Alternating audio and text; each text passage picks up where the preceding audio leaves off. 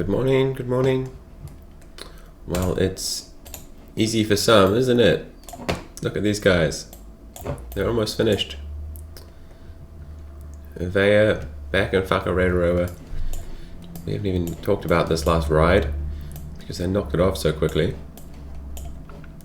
And this paddle and this other ride. They've just done all of that overnight. So we've got a lot of action to rewind. I was just checking out the news. Here we have, who are these guys? 06 Motueka. So this is them coming down.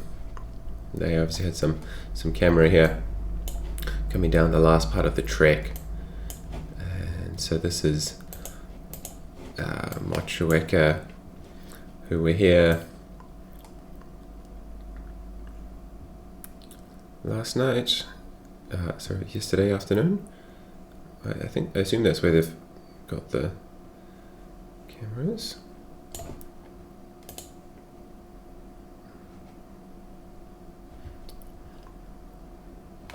They should also have nutrient rescue close behind them.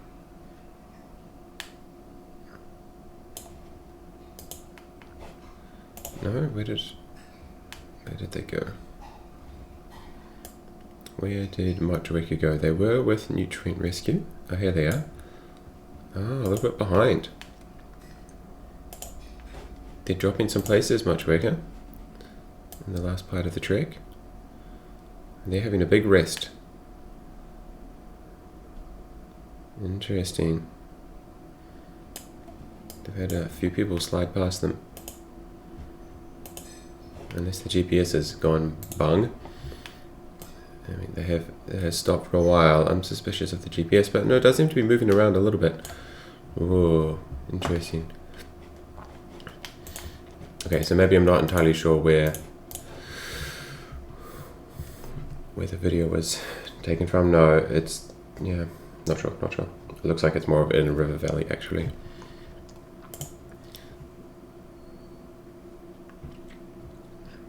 This is Racer's Edge, just back there. Tim Farron leading with the nav. Great stuff. And here's Avea. So you can see the speed they're moving. You know, they're not just walking along.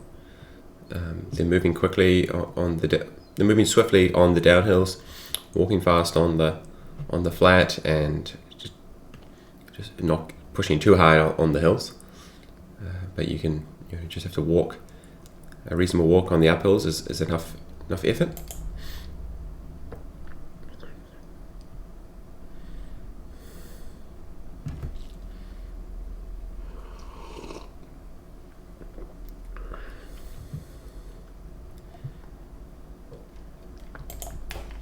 Cool.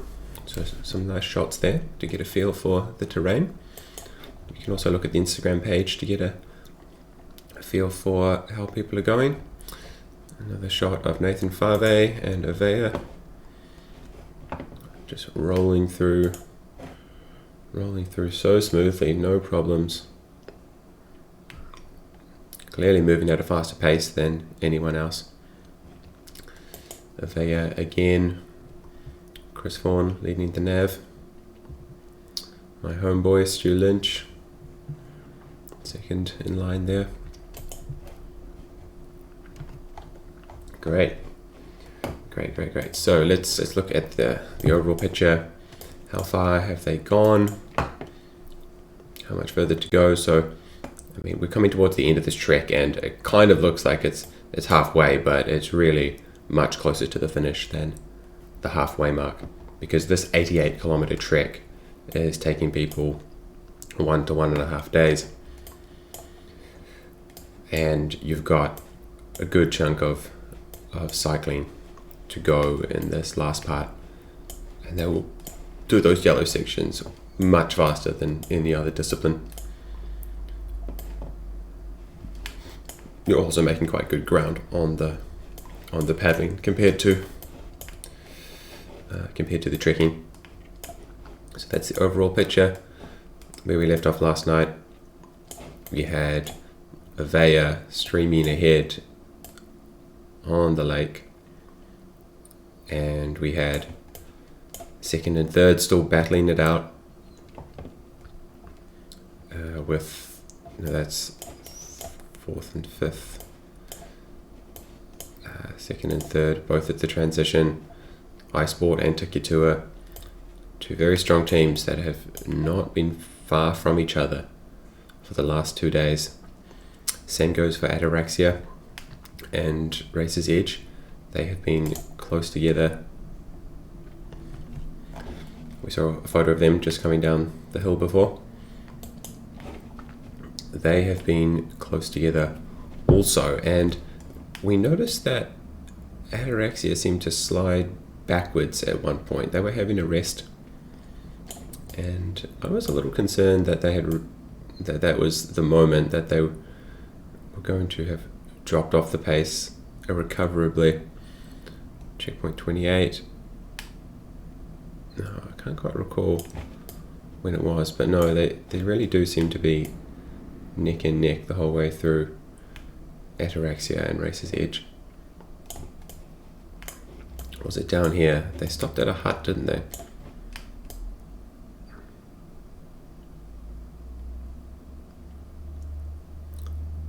Yeah, they have really been, for the last half of the trek, they've been quite close together. Racer's Edge getting a small edge there, up the valley. But then looks like they stopped for a rest. No, hang on, what is going on here? Surely that's a GPS blip. Okay, so Racer's Edge, Team 21.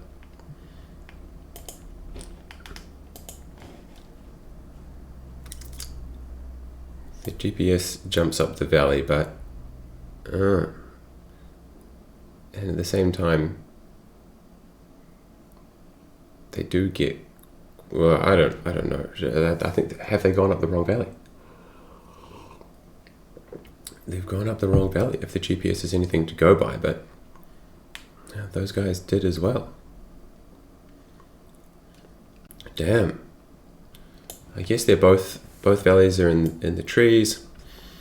Both valleys are a similar size. It's not like one is, the major valley up here and the other is this little side valley.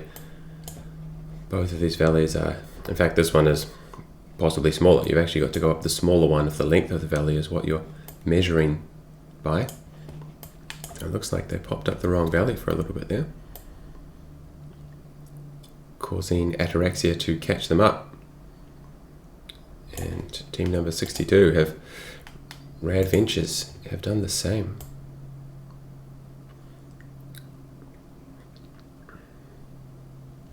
And Ataraxia were also smoother through this part, getting a lead on Racer's Edge.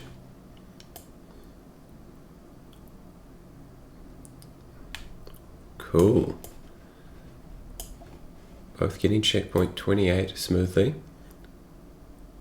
And the battle for 4th and 5th does continue, with now Racer's Edge catching up. It looks like Ataraxia just stopped for a brief moment, or just went a bit slower, or were Racer's Edge just caning it uphill? Seems unlikely. Everyone's going at a pretty similar pace at this stage. I think it's most likely people stop for something, which it could be really important if you've got to deal with your feet. Maybe someone's struggling a little bit and you have to reassign some weight. But Ataraxia moving faster again down the ridgeline, opening up a slight lead.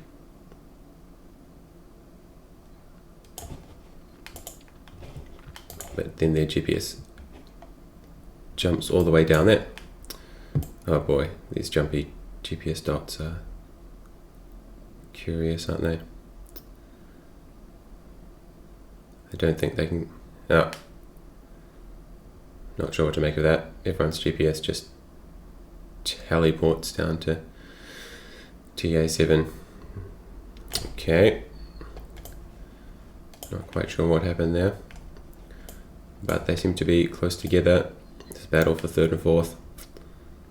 I'm very interested in following. And now the gap looks massive because they're on the bikes. But that is probably still just an, half an hour to an hour.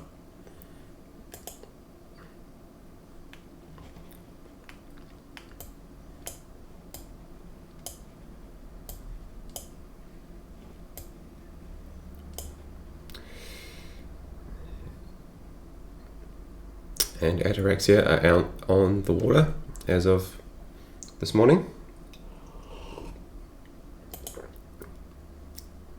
But Racer's Edge are still at the transition, just on the lake north of Turangi. So, man, Ataraxia have the gap. Can they hold that?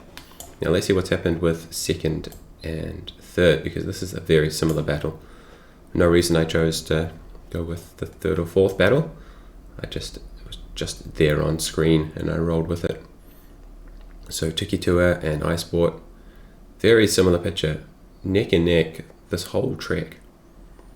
You can see them, Tiki Tua here and iSport, getting onto that final ridge line that we just, we saw a little video of what it could have been like. Not quite sure where that video was taken from.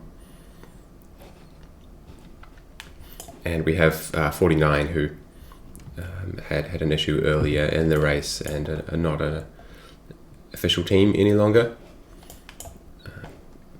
But they're still moving pretty well. So they've got a bit of company. But we have Tiki Tua who are really showing their physical strength in this last part of the trek, opening up that gap, which when we get to the bike will blow out in terms of distance. So people really are moving that final section of the trail down to TA7 really fast. You can follow the progress. Boom. So maybe they missed a GPS signal or two, but everyone's moving pretty fast on that downhill through the trail. And we saw that they did not muck around at TA7. Let's just wind it back.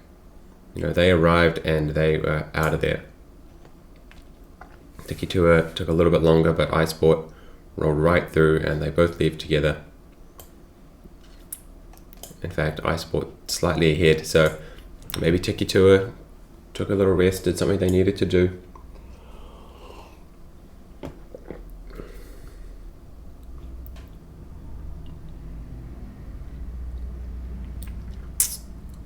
They are out on the water, neck and neck. iSport slightly ahead, actually. Wow.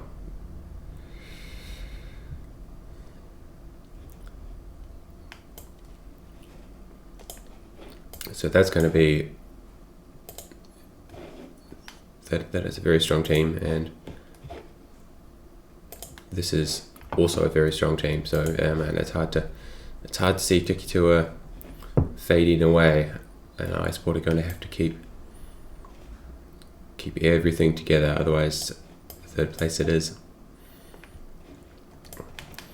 Cool. So this trek is really separating out some gaps here in this big third pack, we were calling it.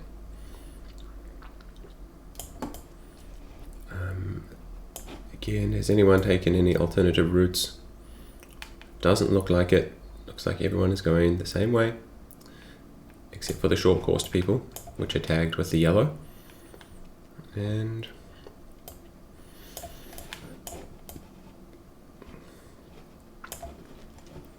seems to me that they're all making good progress. A lot of people getting stuck in this valley. It was not just a blip. A lot of people are doing it. Let's take a look at the challenge on the topo map.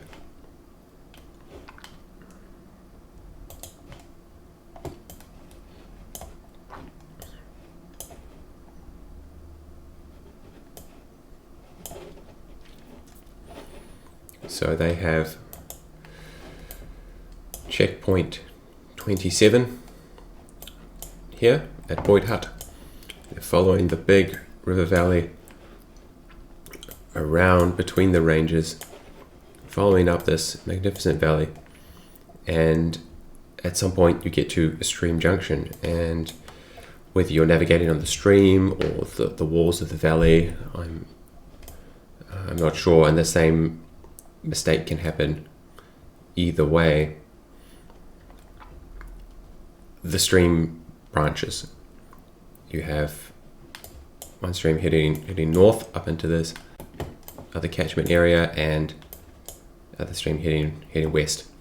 And the exact shape of that junction seems to be, it's mapped as of a certain shape. Hopefully that's actually what the shape it was. But you can see that one of these branches is actually straight on. If you really zoom in on the junction, it's a little bit hard to see with the red line there, but I think you can get the picture that the junction straight on is actually taking you north up into the wrong valley, whereas you've got to stay on. If you zoom back though, it looks like the major valley is the huge valley going from east to west. So there's a bit of a conflict there. If you zoom in, you've actually got to turn at a junction, turn off the stream that you feel like you're on. But if you're looking at the big valley system, you're actually staying in a straight line. So this is something that happens in orienteering, where from a distance you feel like you're navigating with one approach, say straight. Could be a track, you're just staying straight through the junction, but when you zoom in, there's actually like a bend at the junction. So straight isn't, in that moment that you hit the junction, straight in a bigger picture is actually different to straight in a narrow perspective. And I suspect that's what has been catching people out. They're sailing on through, and at some stage they're checking their compass, and that disagrees. Or perhaps they're noticing that the bends of the stream are too sharp. If they stay off to the west, the stream meanders in the same direction for quite some time, whereas if you go to the stream to the north, it suddenly does a big right angle bend, and then another big right angle bend. And you'll see that in the walls of the valley also. Cool. So that's a sign that the navigation isn't too easy. People slipping up. And let's remember that people were doing this at night time. So when Motueka went quite far up the valley, rough guys, they were doing that. Actually, they were probably doing it in daylight. It was 14 hours ago.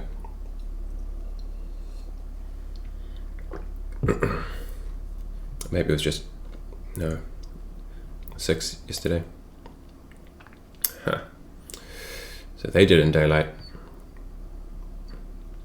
Oh, you've got a lot of guys going up there. There might also be a little bit of a trail, maybe from trampers or very remote. I don't think there'll be a trail actually.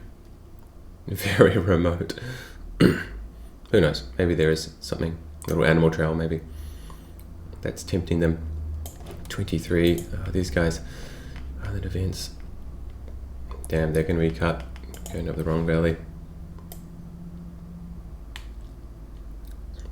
But these guys are now doing it at night time, so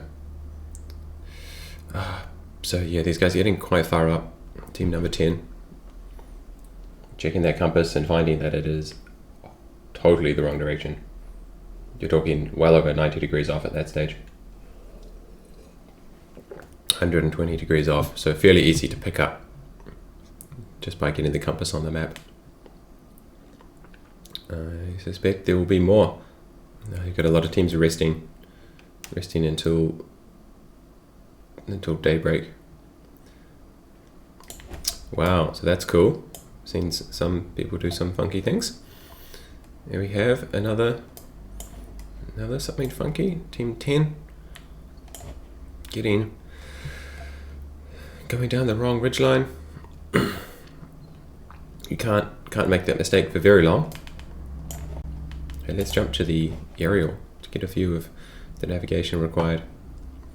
Yep, so they were staying on this one ridgeline through here, and they have slipped off onto this second ridgeline. Which map shows it better? This is what it would look like. Yeah, they're heading off towards this other high point.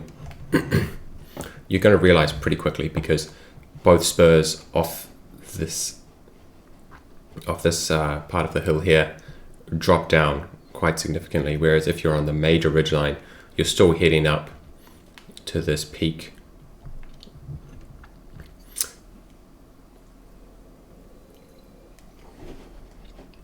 So you can't make that mistake for very long. We'll see. I'll have to eat my words if they're continuing to head down the spur, but it really doesn't look anything like where they're supposed to be going, and the compass is going to be, again, 120 degrees off. Tired people, navigation when tired. Also here, a few people, you know, your rule for so long has been stay on the ridgeline, just stay on the ridgeline. And here we have out for the view, strong team, navigation experience in there, you know, orienteering experience even, and you've been passing these. I mean, and these are big ridge lines, given the scale of the map. Also, passing a big ridge line here, these side ridges all coming off, but eventually you have to take one of them. That's actually the route, and we've just seen them slip around a bit too far. Hang on, we're talking here. They've slipped around here a bit too far.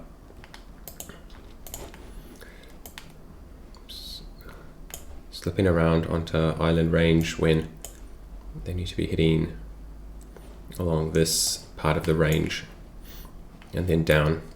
So easily done, where you're just following this set of rules, which is stay on the ridgeline, slightly uphill, stay on the ridgeline, and then they're going slightly uphill too much, and then found themselves on this long top. And maybe they've checked the compass. That can be tricky to save at night time, actually. During the daytime it's a lot easier because when you're up here you'll be able to see this ridgeline continuing. Let's see what time of day it was.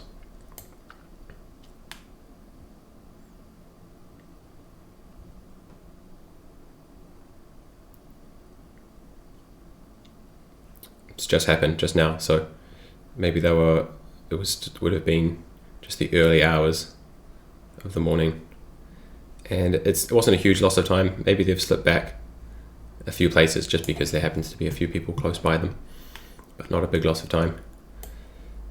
Yeah, and this is cool. This is actually quite cool, although there's no huge errors happening. There are lots of little errors happening, so the navigation is stimulating, I think is the right way to put it. There's benefit in being attentive the whole time, as opposed to just picking a trail and following the trail and making a decision every few hours. And you can see some teams here just being inefficient, just wobbling around, getting too far down the slope here. And you can see their GPS hangs out there a little bit. Team 28 there. Yeah, just getting himself too far down the hill, but recovering nicely. Team 62 doing a little loop, getting on the wrong kind of ridge coming off the main hill, and almost pulling himself down to the southwest instead of the northwest. Cool. Well, that's great to see that there's some little wobbles happening. This is certainly the major one. Oh, we've had 59 go up the ridgeline. They didn't want to do the valley. They've chosen to go up the ridgeline. That's cool. Or maybe they didn't entirely make the decision for themselves. Okay, this is cool. We're following team 59, which are, where are we? Off the page. Here they come.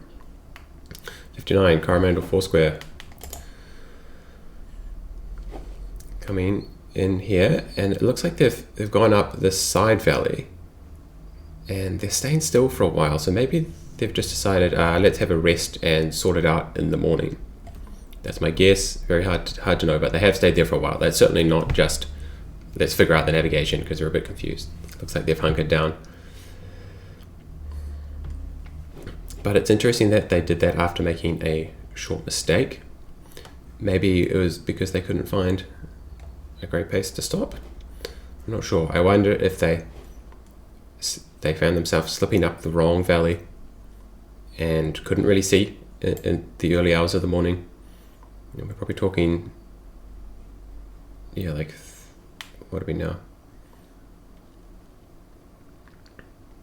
So that was 5 hours ago, 7 hours ago, when they were hanging out in there, middle of the night.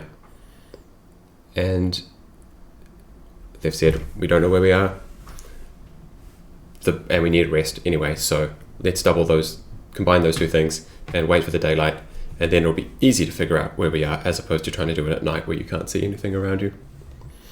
And they've waited till the morning, and then hopefully it's become quite obvious where they are. And they've decided to go up the ridgeline. Maybe because they're already down here, they've got a slight bias towards this route, as opposed to getting all the way back to the valley. So it seems like an okay route, but they are going to have to take on a bit of extra distance once they get higher. We'll see how they handle the nav there. I think I would have gone still back to the valley, because the extra distance you take on here, I think more than it more than accounts for the distance back to the mainstream, and then the straighter route from there on.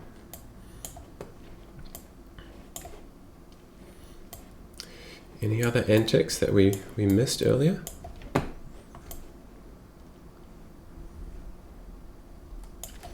I think most of these lines skipping across are just when the GPS has missed a few points. People are not actually cutting through there. If you get a GPS reading every half an hour, even then you'll get some of these straight lines cutting the corners. Here it looks like the GPS has missed a few readings, maybe missed 1 half an hour section, and they've got a reading now from this corner to this corner. They've got a reading here and a reading here, and the line has just skipped straight across.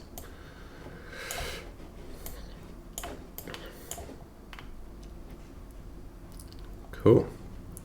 Well, there was a little more action to unpack than I thought. Now combing for more wobbles. Seems to be a little more variation here. Once you're in these open areas, I like it how people can drift to the left and drift to the right.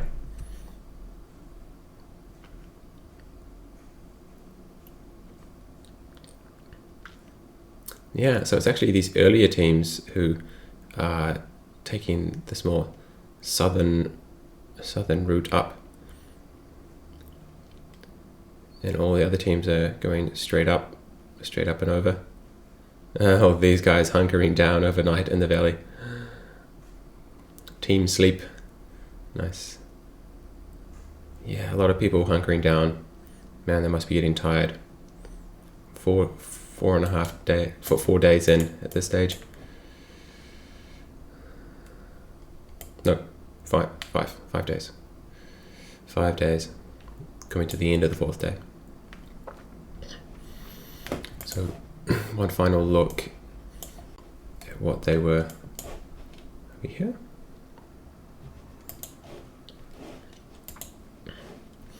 Yeah, so these earlier teams were coming straight down. Is this right? Trying to see why they've gone further south. Maybe there's no particular reason, and I'm really just overreading it. I wondered if what they were trying to do is just shave off this high point here and just kind of come up here and then contour around to the valley and then up. That does not look like a big high point, though. You're only shaving off maybe 20 meters elevation. So I suspect they've just seen a way that looks good from a distance from across the valley. Or maybe they just ended up on this hill for no particular reason, got pushed around by bushes in the valley. Who knows? Cool. Well, that's quite a lot from here. Maybe by the time I've done this video, Avea might even be close to finishing.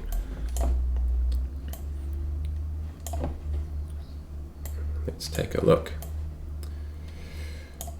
Well, we should really have rolled through Avea's route the whole way through, but it's pretty straightforward from here.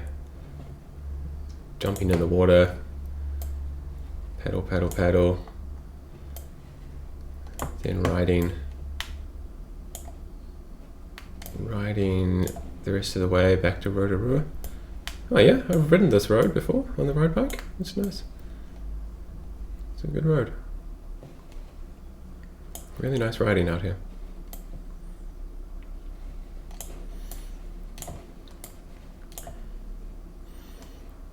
And looks like they're just coming into the finish. Just now, I think they just finished. So maybe we do have some new footage of these guys.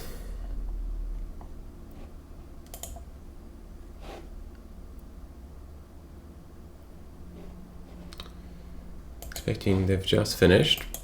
Hard to see. Maybe there's something on Facebook.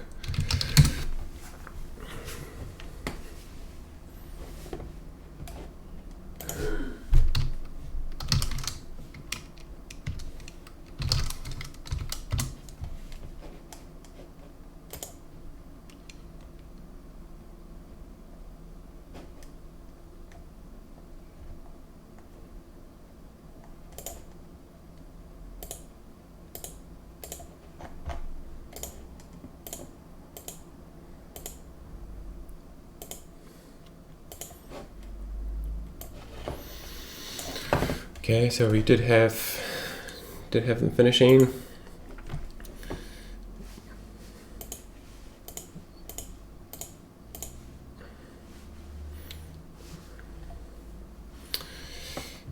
Very good.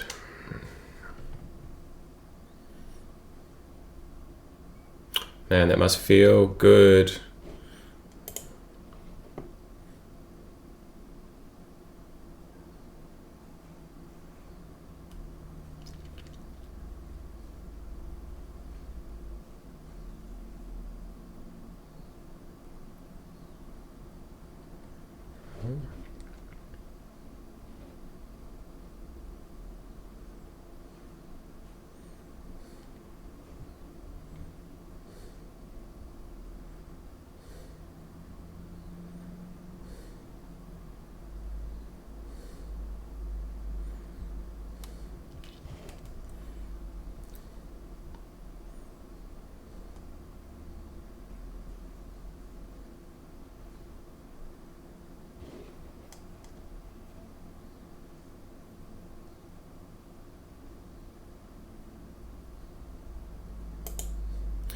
Oh yeah, well you can watch them munch pies if you head off to GODZone Facebook. You can also get a better quality video than what the streaming is providing. So Stu, good guy. Enjoy that pie. Oh, Pete, nice.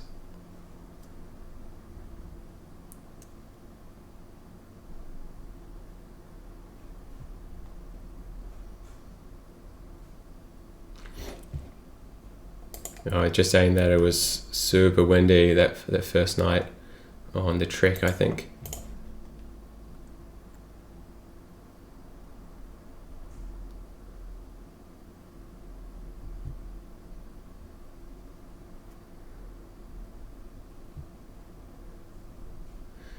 Really windy on the tops, he said.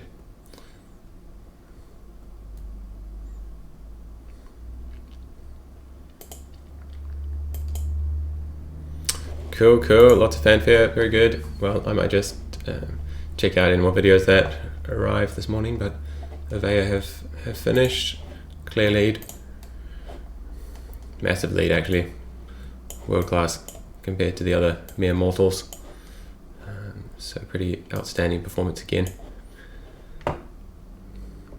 Quite a series of records at GODZone for them. And I'll be back to see iSport and Tiki Tour will have finished for sure, and Ataraxia and where are they? Yeah, Racer's Edge should have finished by my update at 8 p.m. tonight.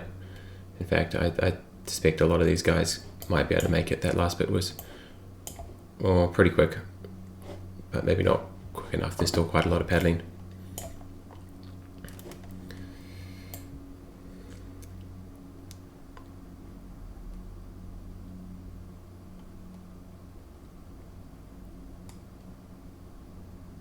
Oh no, it's taken Avea 18 hours from TA7.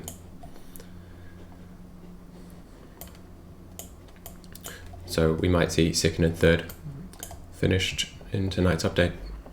See ya.